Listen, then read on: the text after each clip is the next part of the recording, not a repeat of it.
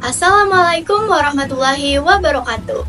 Halo semuanya, perkenalkan nama aku Jusia Wulandari dengan nomor NIM 0903 1182 328102. Aku dari jurusan Sistem Informasi Fakultas Ilmu Komputer Universitas Sriwijaya.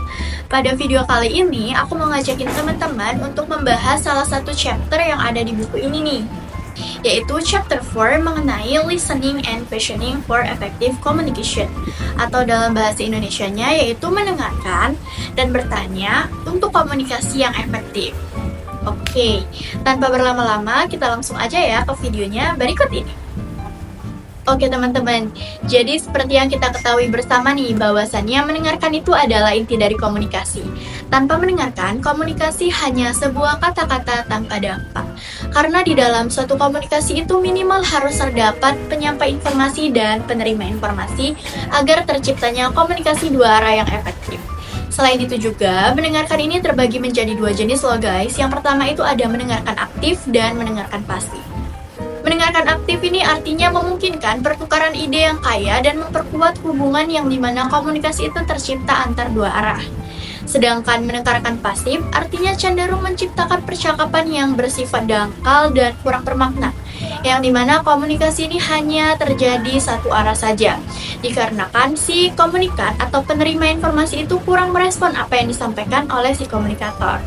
Nah, berikut ini ada beberapa hambatan dan solusi untuk mendengarkan secara efektif, yaitu ada 4 gangguan nih. Yang pertama itu adalah gangguan fisik. Gangguan fisik ini dapat berupa suara, pemandangan, dan bau dari luar. Solusi yang dapat kita lakukan yaitu kita harus tetap fokus dan hilangkan gangguan eksternal tersebut. Yang kedua ada gangguan mental. Gangguan mental ini dapat berupa pikiran kita tentang hal-hal yang tidak terkait. Solusi yang bisa kita lakukan yaitu kita harus berkomitmen pada percakapan tersebut dan berusaha untuk mengendalikan pikiran. Yang ketiga yaitu prasangka. Prasangka ini berkaitan dengan kita nih berasumsi bahwasannya kita udah tahu apa isi percakapan tersebut. Solusi yang bisa kita lakukan yaitu kita harus tetap menjaga pikiran kita tetap terbuka dan jangan melakukan penilaian apapun saat mendengarkan. Yang keempat yaitu multitasking. Multitasking ini berkaitan dengan melakukan beberapa hal sekaligus saat berbicara. Solusi yang bisa kita lakukan yaitu hindari multitasking dan fokus pada pembicaraan. Nah, selanjutnya ada juga beberapa tips untuk meningkatkan keterampilan dalam mendengarkan nih. Di antaranya yang pertama, perhatikan baik-baik setiap kata-kata yang diucapkan dan yang tidak diucapkan. Yang kedua, tetap jaga kontak mata dengan pembicara selama proses komunikasi. Yang ketiga, tanggapi pembicara dengan anggukan atau umpan balik verbal, sehingga pembicara merasa kita mendengarkan secara baik apa yang dia sampaikan. Yang keempat itu catat poin-poin penting. Hal ini bisa dilakukan ketika kita sedang ada di rapat yang dimana memungkinkan kita untuk menerima banyak sekali informasi. Nah, agar tidak lupa, kita boleh untuk mencatat setiap poin pentingnya. Oke teman-teman, selain mendengarkan, judul chapter ini kan terkait juga dengan bertanya. Karena itu, berikut ini ada beberapa faktor yang menyebabkan kenapa bertanya itu penting dalam komunikasi. Yaitu yang pertama nih, bertanya itu membantu memperjelas dan mengkonfirmasi suatu informasi. Yang kedua, dengan bertanya, kita itu membuka perspektif baru dan membantu untuk mengumpulkan informasi tambahan. Yang ketiga, yaitu membangun hubungan dengan menunjukkan minat. Oke, selanjutnya kita akan membahas tentang jenis-jenis pertanyaan. Nah, jenis-jenis pertanyaan ini terbagi menjadi 3 jenis. Yang pertama ada pertanyaan terbuka, pertanyaan tertutup, dan pertanyaan probing.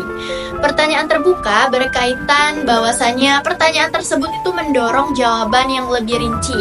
Sedangkan pertanyaan tertutup berkaitan dengan suatu pertanyaan yang hanya untuk mengkonfirmasi detail jawaban iya atau tidak. Sedangkan yang terakhir yaitu pertanyaan probing. Pertanyaan probing ini biasanya berkaitan dengan suatu pertanyaan yang dirancang untuk menggali lebih dalam setelah jawaban awal diberikan, dengan tujuan mendapatkan informasi yang lebih rinci atau mengklarifikasi sesuatu hal. Oke teman-teman, berakhir sudah penjelasan terkait chapter 4 pada buku ini. Namun sebelum aku tutup, aku mau menyimpulkan sedikit tentang penjelasan hari ini, yaitu yang pertama nih, mendengarkan adalah inti dari komunikasi.